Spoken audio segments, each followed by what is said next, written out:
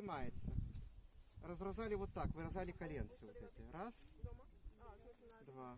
Снова тюль сдымется вот это вот, як назвать? Ну, шалушка такая. Это листочек. Бо если он будет это самое застанется, но высохнет почернее под колос, под этим. Ну, как трошечки подсох, то оно легенько снимается. Я криворукий, конечно. Сергей Георгиевич, а з колосов жалейки робили? Робили. А як, ви не знаєте? Коли там Только теоретично. чи прокалывали? Я сейчас расскажу, почекай. Дай дойти до это самое. До ручки. Колосочка же уже не будет, его отрезали об молот. Вот с этой частки это на плетение будет. Самая тонкая перед колосом.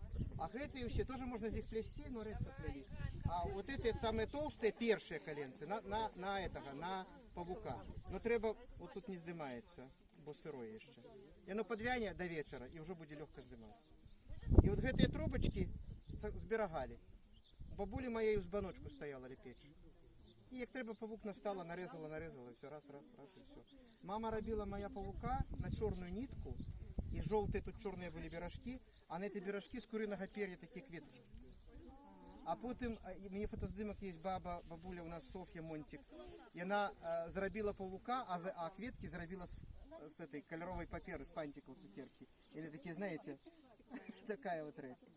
І фактично, от, ну, якби сьогодні, у кого стоїть сноп на покуті довго, можна з того снопа робити.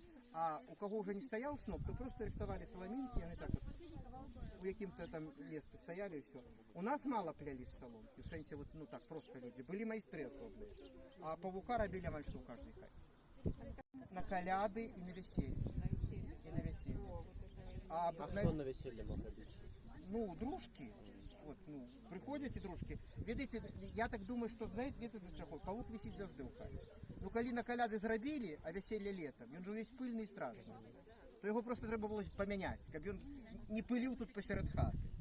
Я думаю, на весіллі для этого його робили. Хоча ніхто не підтвердив, що іменно так. Так, а що там чорненьке треба отобрати, щоб воно не підсохло? Вот листочек, бачите его? Листок. От коленца йде листок житний. И этот листочек, а я веду, чему он дрянно отделяется, потому что это не жито.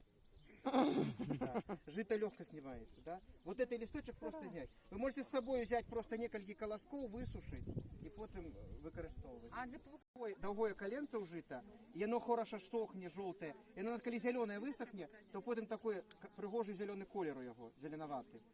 А він потім все одно жовтий. Становится с часом часу желтоватый такие. Ну, павук долго не висел, от свята до свята. А зараз же відбілюють, що то там. Ой, так ну что, ще й жито бялить. Тут полотна б не бялить було, а то ще й жито бялить. Так, а що, обов'язково здимати? Да, бо буде лохматий і буде чорне. Коли тут вот воно засиреє, буде чорне. Ну, буде дренна якость этого. А коленцы это все Откидати треба. одразу причем, так? Да. Їх одразу викидали, ну вони не потрібні. Туда ж нитка просто просаживается. Иголка с ниткой раз туда и все. Упала и все.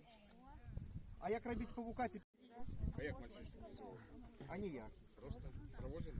Не проводили ніяк. Суботу да і все. Уїде дівочий вечір, у його в той день. Суботу да і все. Собрались. Не було назви для этого дня.